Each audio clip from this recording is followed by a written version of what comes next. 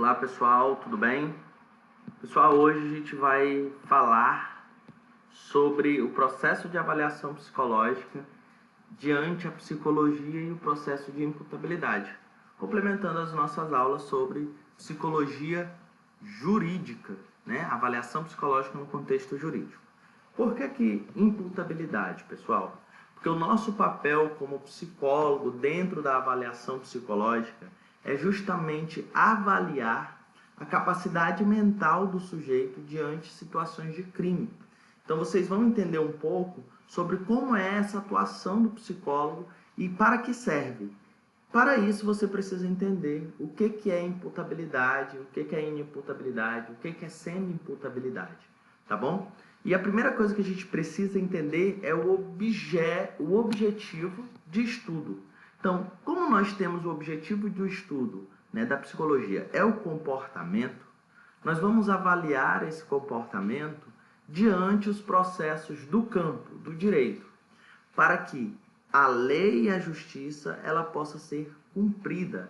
Então, hoje, a avaliação psicológica ela vai atuar diretamente para os processos de análise do comportamento e de transtornos de personalidade, que foi a aula que nós vimos e que vocês estão tendo em psicopatologia, né? Vocês estão tendo essa disciplina, então vocês estão tendo contato com esses transtornos. Então, a ideia da avaliação psicológica dentro da área do campo do direito é avaliar se o sujeito ele é ou não, ele vai ou não, né, responder por determinados comportamentos, atos criminosos existentes por eles. Para isso, a gente precisa entender que o Código Penal ele vai enquadrar, né, a imputabilidade e a inimputabilidade no seu artigo 26, no Código do Processo Penal, que é o quê? Que lá vai enquadrar em 3 áreas. Então, o sujeito ele pode ter um enquadramento em 3 aspectos. Ele pode ser imputável.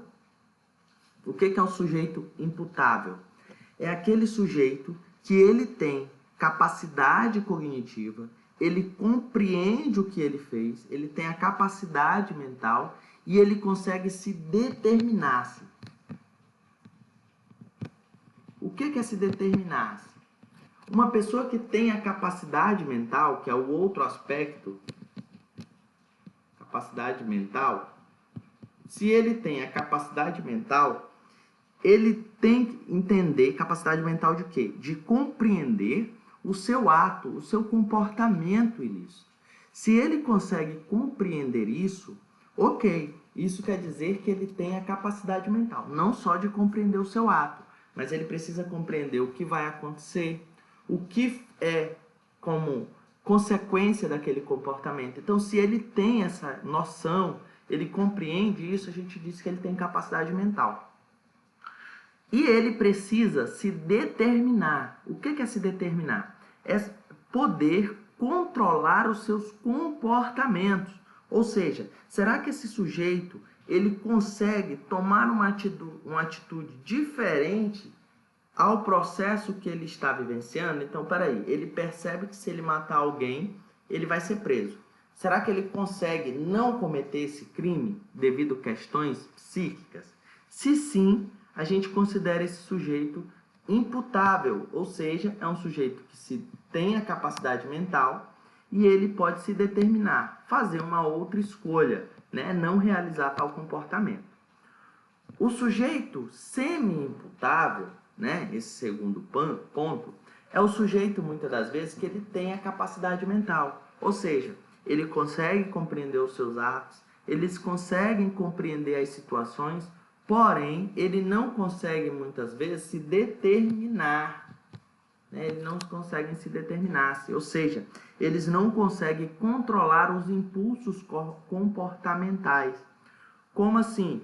Por exemplo, uma pessoa que é cleptomaníaca. Né? Vocês devem, não sei se vocês já viram esse transtorno, cleptomania, mas o cleptomaníaco é o sujeito que ele furta coisas, né, totalmente irrisórios, que não tem um valor. Então, esse sujeito, ele entende, ele tem a capacidade mental de saber que roubar, furtar é errado, mas ele não consegue se determinar, ou seja, ele não consegue se controlar. Ele furta devido a um transtorno existente nele. Lógico, aí tem as outras áreas do direito. Por exemplo, no direito penal, nós temos um princípio, né, que é o princípio da insignificância. O que é esse princípio da insignificância? O princípio da insignificância é quando o sujeito ele furta ou rouba, ou ele comete algum delito de furto, roubo, que é irrisório o valor. Por exemplo, roubar uma caixa de fósforo, né? O cleptomaníaco pode fazer isso.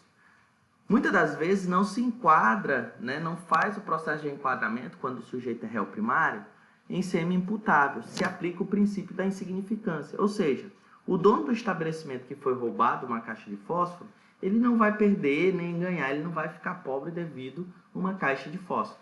Então, se aplica-se aí, né, o princípio da insignificância. Agora, se o sujeito ele comete esses determinados crimes em constância, aí sim, o sujeito ele pode ser considerado, né, não se determinar, se não controlar os seus impulsos, tá bom? Já o sujeito que é inimputável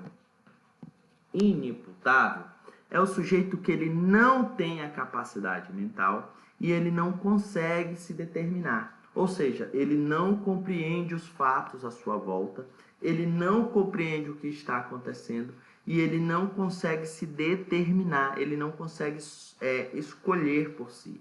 Exemplo, um esquizofrênico, vamos supor, ele ataca uma pessoa. Se ele ataca uma pessoa e agride, esfaqueia, porque uma voz falou para ele. Ele não tem a capacidade mental e ele não consegue se determinar, porque ele pode dizer o seguinte: não, ele estava me perseguindo. E aí ele não tem essa capacidade de se determinar, nem mesmo de ter a compreensão sobre o que está acontecendo. Pessoal, a avaliação psicológica, ela vai justamente auxiliar e dar suporte para o enquadramento do sujeito entre uma dessas três existentes. Ou você vai fazer uma avaliação que enquadre o sujeito na imputabilidade, ou você vai fazer uma avaliação que vai enquadrar ele na semi-imputável ou na inimputável. O processo de imputabilidade, ela só é existente no direito penal. No Código Civil, nós não usamos esse termo nem esse processo, né? Porque no direito civil a gente já tem um outro processo, que é o processo, né, de curatela ou interdição. É quando o sujeito, que a gente chama de incapacidade absoluta ou incapacidade relativa, que são aquelas pessoas que têm, né, algum transtorno mental e não podem exercer alguns atos cíveis. Então a gente já tem um outro enquadramento, já é um outro tipo de avaliação. A nossa avaliação para inimputável ou semi-imputável e imputável e inimputável, né, nesses três enquadramentos, é no processo penal. Então, quando você faz uma avaliação dessa, por exemplo, você está destacando se esse sujeito é ou não apto a passar por um processo de pena dentro de uma área fechada, de um regime fechado, com outros presos ou não. Então, muito cuidado na avaliação psicológica dentro dessa área jurídica, porque é uma área que ainda se tem ainda um tabu, tá bom? Então, a imputabilidade a gente pode dizer que é a capacidade do sujeito de compreender e autodeterminar seu comportamento, que foi o que eu falei anteriormente, tá? Então, a gente precisa entender que para que o sujeito ele possa ser considerado imputável, né, ou seja, ele seja plausível a uma culpa e uma pena, ele precisa ter compreensão sobre o seu ato, ou seja, eu tenho compreensão sobre o meu ato criminoso. Por que eu estou trazendo isso? Porque a sua avaliação psicológica, ela vai permear dentro se o sujeito tem compreensão sobre o ato dele, se ele tem compreensão sobre os resultados e sobre os efeitos dela. Ou seja, eu tenho compreensão que o ato do meu ato que foi criminoso de matar alguém, eu compreendo que o resultado disso é uma pessoa não voltar à vida, porque a vida, segundo o direito penal, é o maior bem jurídico, né? Então, tudo que coloca o bem jurídico em risco, o maior bem jurídico, é sujeito a crime. E os efeitos, eu sei que se eu matei, se o resultado foi esse sujeito morrer, eu sei que eu vou ser preso. Então, a sua avaliação ela precisa ser voltada justamente na compreensão desse sujeito entre esses três processos. A gente precisa ser atento a isso, porque quando a gente vai utilizar os instrumentos da avaliação, que é o quê? A entrevista, os testes, né? É o processo de coleta de informação, a anamnese, entre outras. A gente vai analisar justamente esses pontos. Quando nós fazemos na imputabilidade, o que nós mais utilizamos também é as visitas, onde nós podemos, diante disso, fazer um levantamento sobre a compreensão do sujeito entre as suas relações sociais, onde muitas das pessoas podem destacar para vocês qual era, né, a visão, o comportamento daquele sujeito, tá bom? Outra coisa que vocês precisam entender é o fato em si. Quando você vai fazer a avaliação, você não vai voltar. Então vamos supor que o ato criminoso está aqui. Você avaliou antes, certo? Ok, você avaliou antes, mas vocês não podem perder o foco que é principal, o momento do ato. Como esse sujeito ele estava. Por que eu estou trazendo isso para vocês? Porque quando você vai fazer a avaliação desse ato, você precisa saber se o sujeito agiu pela emoção. Se esse sujeito agiu pela emoção, esse sujeito não é enquadrado na inimputabilidade, ou seja, não cumpriu uma pena normal, ele é um considerado imputável, ele vai cumprir a pena normal, porque a emoção, a avaliação emocional, quando você faz, essa emoção não exclui a capacidade mental do sujeito. O que aconteceu? Ele agiu por um impulso, né? E aí depois, em um segundo plano, né, que você vai analisar, é o tempo. Que tempo é esse? É o tempo que ele agiu pela emoção. Poxa, se for um sujeito que agiu só aqui pela emoção, será que ele planejou antes? Como foi que ele se comportou depois? Poxa, ele fugiu. Eu vi um caso recentemente de uma jovem, agora em Manaus, uma Miss, que foi assassinada pelo o namorado. Então, como foi que ele agiu antes? Será que ele programou? Será que foi um dolo? Né? Foi o dolo, que é quando tem a intenção de matar? Como foi que ele agiu no momento? Vou fazer uma avaliação.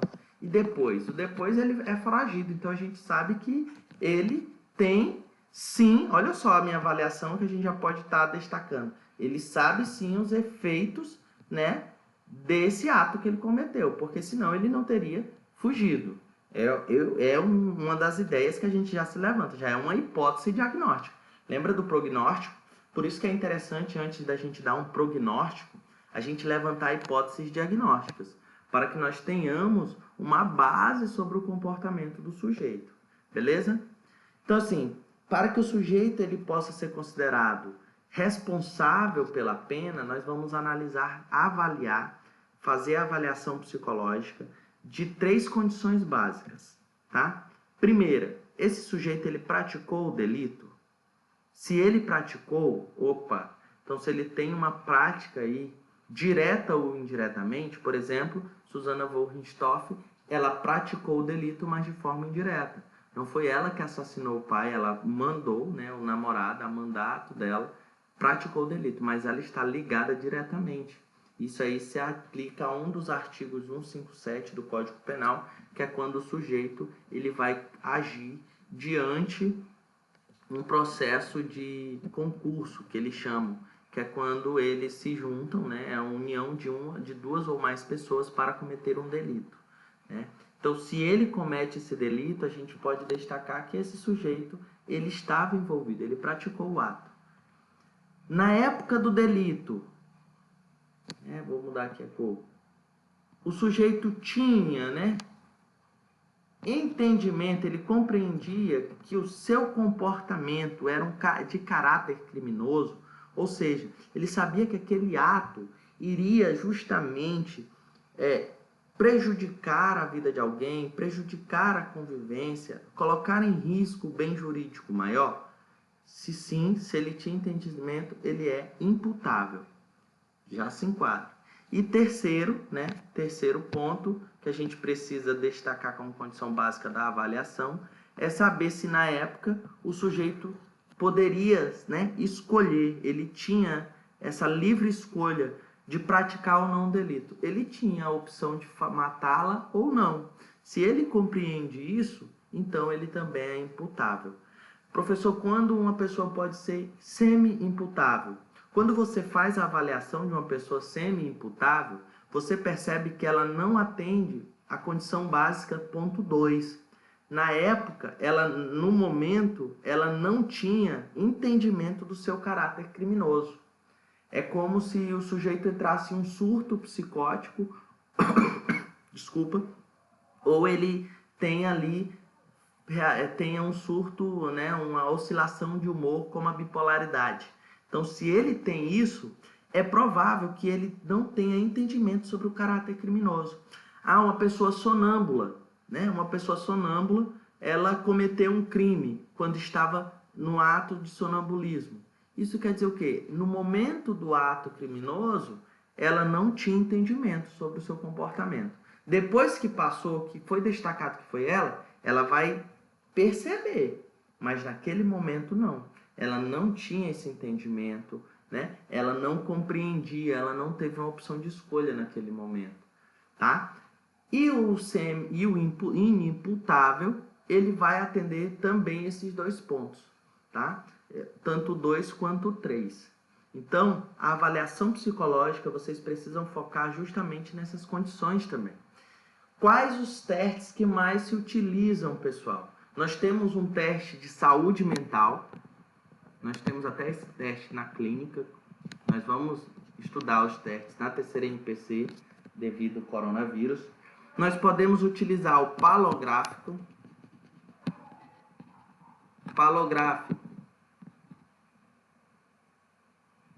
Por que o palográfico? Porque o palográfico ele vai analisar a agressividade, alguns pontos. Nós podemos utilizar o teste de personalidade, né, que é muito viável para destacar se o sujeito é ou não um antissocial. Como eu mostrei para vocês os transtornos, todos aqueles transtornos que eu mostrei para vocês se enquadram em sujeitos inimputáveis, ou seja, eles não têm capacidade mental nem de se determinar, exceto o antissocial, tá? O antissocial não se enquadra em inimputável, ele é um sujeito imputável. Então a gente pode aplicar o Rorschach, eu não sei escrever esse nome, então vou escrever só até onde eu sei, e o TAT, né, o TAT 2, o Zülliger e entre outros testes de personalidade, tá bom? Ok?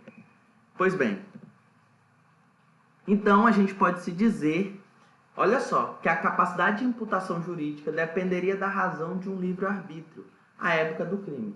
Quando você vai fazer, e aí é por isso que eu trago para vocês, que vocês precisam focar na avaliação psicológica no momento do ato criminoso. Se esse sujeito, no momento do ato criminoso, ele tinha um processo racional, consciência sobre o seu comportamento, e se ele tinha um livre-arbítrio, ou seja, ele poderia escolher na época do crime um outro comportamento. A avaliação ela não é muito simples nesses aspectos, apesar delas serem utilizadas em outras áreas. Por exemplo, na penitenciária, né? A Susana von Richthofen, ela antes de solicitar, quando ela solicitou o regime semiaberto, ela passou por uma avaliação psicológica, onde foi comprovado que ela não poderia retornar à sociedade ainda, porque ela era considerada uma pessoa antissocial, né? Perversa. Quando você faz essa avaliação psicológica dentro do âmbito penal, você vai estar ali atuando para inserir esse sujeito ou não em um sistema carcerário que vá prejudicar ele ou totalmente, né, auxiliar uma sociedade. Porque se você diz que ele é imputável, a sociedade ela vai ficar livre de uma pessoa que é, por exemplo, um criminoso, lembrem-se, entre a lei e a justiça. Né, o objetivo maior. E se ela for inimputável, que busque, né, porque as pessoas têm uma ideia, quando o sujeito é inimputável, ela não responde criminalmente. Isso é um erro. A pessoa vai responder sim pelo crime. A diferença é que ela vai passar por um processo de medida de segurança, tá? E de quem é esse papel? É nosso, através da nossa avaliação, através dos nossos instrumentos avaliativos, tá bom? Com a sua avaliação, você vai dizer se esse sujeito ele é totalmente, né, consciente e teve o livre-arbítrio da época, ou seja, se ele é imputável. Se ele é parcial, poxa, ele tinha consciência, mas ele não se determinava. Professor, como é que eu vou saber que esse sujeito ele não se determinava? Você vai fazer a avaliação psicológica, quando você fizer a entrevista, lembrem-se, você vai coletar informação. E ele vai conseguir destacar para você o que aconteceu. Mas ele vai também relatar como ele se comportou. Você vai analisar. Por isso que a observação e a escuta qualificada na avaliação psicológica, elas também têm que ser ponto central, pessoal.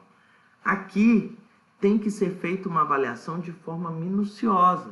Porque se você diz que ele é parcialmente imputável, isso quer dizer o quê? Que ele tinha capacidade e não conseguia se determinar, ou ele se determinava, mas ele não tinha capacidade mental. E a nula é o sujeito que não tem nenhum dos dois, tá bom? Aqui é o que eu falei para vocês sobre o entendimento do caráter criminoso e de auto se determinar, tá bom? E aí, você quando faz a avaliação, você vai dizer se esse sujeito, ele vai se enquadrar em alguma das hipóteses de doença mental, ou seja, será que esse sujeito tem alguma doença mental? Será que esse sujeito, ele tem aí algum sofrimento psíquico que faz com que ele não tenha capacidade de discernir o certo ou o errado?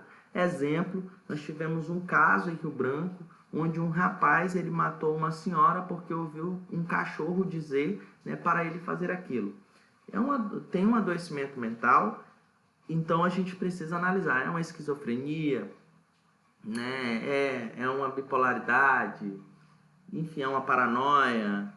Então a gente precisa analisar. Eu vou colocar um caso aqui para vocês, onde vocês vão estudar. Depois vocês vão pesquisar um pouco sobre esse caso, onde vocês vão ver que foi incluído, né, que foi destacado justamente e um laudo psicológico e psiquiátrico de inimputável. Desenvolvimento mental incompleto ou retardado. Menoridade penal. Menoridade penal é menores de 16 anos que são considerados, conforme o direito civil, incapazes absolutos. Professor, então quer dizer que quando eu faço avaliação e o sujeito ele é menor de idade, ele não vai cumprir uma pena? Sim, ele vai cumprir a pena de segurança conforme o ECA, né, onde ele vai para um centro de reeducação, onde há um psicólogo lá para trabalhar essas questões de comportamentos que ele teve, tá bom?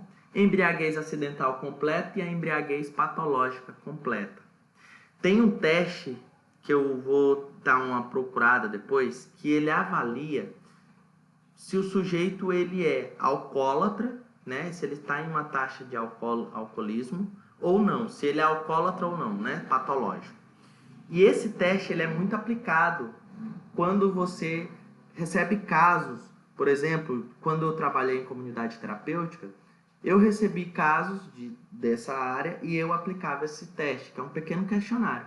E ele te dá scores, né, dentro da avaliação, se o sujeito ele atinge um fator numérico, né, um score da embriaguez patológica. Eu vou deixar disponível para vocês também, porque isso é um testezinho que ele é liberado tanto para assistente social quanto para psicólogo, ele é liberado. Ele não é um teste apenas restrito, ele é um questionário que faz uma avaliação. E o psicólogo ele se utiliza muito dele. Quem atuar nessa área pode se utilizar para essa área, tá? E vocês mesmos podem fazer com vocês. E aí vocês vão saber que a gente precisa analisar o grau de embriaguez desse sujeito. Se ele está em um grau inicial, né, de dependência, médio, né, moderado ou grave, tá? Que é a dependência completa. Essas pessoas, elas também são consideradas inimputáveis ou podem ser consideradas semi-inimputáveis. Então, com isso, a gente pode perceber que não é só doença mental que enquadra o sujeito em um processo de inimputável. Porém, a gente precisa entender que isso não isenta a culpabilidade deles. A diferença é que nós tentamos, né, fazer uma avaliação para que nós possamos dar a eles uma nova medida de segurança de um tratamento. Que aí a gente começa a analisar também se o sujeito por isso que a gente precisa entender um pouco sobre o direito. A gente precisa entender se esse sujeito é ou não réu primário. Se ele é réu primário, será que compensa eu fazer uma avaliação? Eu percebo que eu faço uma avaliação, esse sujeito tem uma embriaguez patológica, só que ele não tem nenhum adoecimento mental. Será que eu coloco considerando ele imputável, mandando ele para o sistema carcerário? Será que vai adiantar, sendo que lá também surge outras drogas, surge o processo de bebida alcoólica, né, que a gente sabe que isso tem? Será que isso é viável para ele? Ele é réu primário. Então, não seria mais viável eu dar um laudo destacando como melhor probabilidade de recuperação e de trabalho, uma medida de segurança de internação compulsória, onde ele vá para uma clínica de recuperação? Veja bem, olha como a avaliação psicológica ela é importante. Você precisa, por isso que a gente fala, se desprenda da suas ideias, seus conceitos, porque você precisa agir conforme o bem-estar jurídico e da lei, preservando sempre o bem maior jurídico, a vida, tá bom? Então a gente precisa se despir, né, a suspensão a priorística dos nossos conceitos para fazer uma avaliação psicológica, tá? A gente precisa, conforme o Código de Ética, né, fazer com que a minoria seja prejudicada, né? O prejuízo seja para a menor parte, tá bom? E aí, assim, dentro dessas comprovações de imputáveis e inimputáveis, surgiu aqui 3 momentos importantes dessa avaliação. Inicialmente, se levava uma questão muito biológica. Isso lá no final do século XIX, início do século XX, quando se considerava, levava em consideração a causa, ou seja, o evento, o ato criminoso, e não os efeitos dela. Então, não consigo entender os efeitos. Que condiciona a imputabilidade, ou seja, condicionava o sujeito a ser imputável. A inexistência de doença mental, de desenvolvimento, era existente. Então, assim, a gente não tinha, nesse momento, uma ideia de adoecimento mental. A gente não tinha uma ideia de que a avaliação psicológica era importante. Como foi ganhando o caso? Quando surge a psicologia forense. E aí surge o segundo momento, que é o sistema psicológico. Então, nós tivemos o sistema biológico, que, se o sujeito não tinha nenhuma condição biológica, fisiológica, não poderia ser considerado inimputável, e sim imputável. Depois de algum tempo, surge aí a psicologia dentro do âmbito criminal, onde começa a dar importância ao efeito do processo, e não à causa. Então, peraí, eu não levo em consideração as questões mentais, beleza, mas olha o efeito que isso pode causar se esse sujeito for encarcerado, né, junto com outras pessoas que são imputáveis e não têm nenhum adoecimento mental. E aí é onde começa a se surgir, em um período, né, ali do século XIX para o século XX, surge o que eles chamaram de asilo mental, que depois foi passado por manicômio ou hospitais psiquiátricos, né, que o primeiro foi construído em São Paulo. Antes, todos eles eram colocados em encarceramento junto com pessoas que não tinham adoecimento mental. E nesse segundo sistema, se muda. Então, já tinha uma condição, né, o sujeito, no momento do fato, tinha condição de compreender o seu caráter ilícito e de determinar-se de acordo com essa compreensão ou não. Então, eu começo a entender que existe um processo psicológico. Mas e aí, esse sujeito consegue ou não consegue se compreender? Eu começo a analisar. E hoje nós temos o terceiro sistema. Esse sistema é conhecido como sistema biopsicológico. Ou seja, é uma junção entre os dois primeiros, onde eu trago uma questão biológica, uma questão psicológica. Eu dou ênfase tanto à causa e o efeito, né? Aqui está, toma em consideração a causa e não o efeito, mas a gente toma em consideração tanto a causa e os efeitos, tá? Não, esse não aí não era para estar aí. A gente toma em consideração esses dois fatos E aí o sujeito só vai ser considerado inimputável o sujeito que tiver algum transtorno mental, alguma deficiência ou transtorno ou retardo no seu desenvolvimento psíquico. Aí sim, o sujeito, ele não tendo a capacidade de compreender o seu caráter criminoso e de não determinar-se de acordo com essa compreensão que ele tem. Então, hoje, o sistema mais existente é o sistema biológico, biopsicológico, tá? Biopsicológico, esse é o sistema mais abrangente, ok? Com isso, com a sua avaliação psicológica, você vai conseguir fazer com que leve ao juiz a uma tomada de decisão da sua medida de segurança. Que medida de segurança é essa, pessoal? É o tratamento alternativo que se dá ao réu que praticou um crime. Então, o sujeito ele poderia ser imputar-lhe, né, uma culpa, porém, eu não posso fazer isso, mas a sua punibilidade vai ser de uma forma diferente. O sujeito que é considerado inimputável, ele não está isento de uma punição, tá bom? Ele vai passar pela medida de segurança. E essa medida de segurança, ela pode ser de duas formas. A primeira é a internação, onde você vai internar compulsoriamente esse sujeito, ou uma clínica de recuperação, por exemplo, as pessoas que fazem uso abusivo de entorpecentes, são réu primário, ou em um hospital psiquiátrico, aquelas pessoas que têm algum transtorno mental. E a segunda é o tratamento ambulatorial, né? Que é o tratamento onde o sujeito ele vai para algum canto, por exemplo, o PS, e ele passa um período ali e ele depois retorna a casa, né? Lógico, professor, então isso ele vai para casa. Mas depende do caso. Não é qualquer caso, né? Por isso que você, quando faz a avaliação, você vai destacar qual das duas medidas de segurança é mais viável a esse sujeito, conforme o artigo 96, tá? Poxa, se foi olha só, eu mostrei para vocês aqui, ó, que pode ser uma embriaguez, né, acidental completa. Será que nesse momento, né, é réu primário, é um sujeito que tem não houve óbito, foi só um acidente, mas ele infringiu uma lei, que é justamente em dirigir embriagado. Será que só o tratamento ambulatorial não seria o suficiente? Né? Então, você, com a sua avaliação, é que vai dar o pontapé inicial. E, pessoal, 99% das vezes o juiz vai agir conforme a sua avaliação.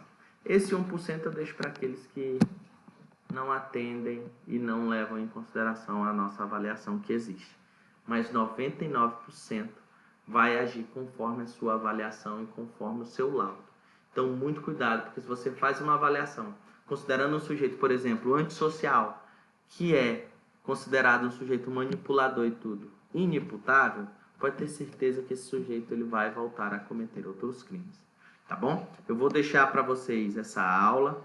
A nossa aula próxima vai ser online, onde a gente vai falar sobre isso. A gente vai trabalhar um outro tema de avaliação e que nós possamos aí, que vocês possam, né, ler o texto que eu vou deixar junto com essa aula e assistam o vídeo do caso que eu falei para vocês e pesquisem depois o que foi feito, né, porque já tem um parecer onde ele foi considerado inimputável. Vocês leiam e entendam melhor. Beleza? E é isso aí, pessoal. Até a próxima. Valeu, galera.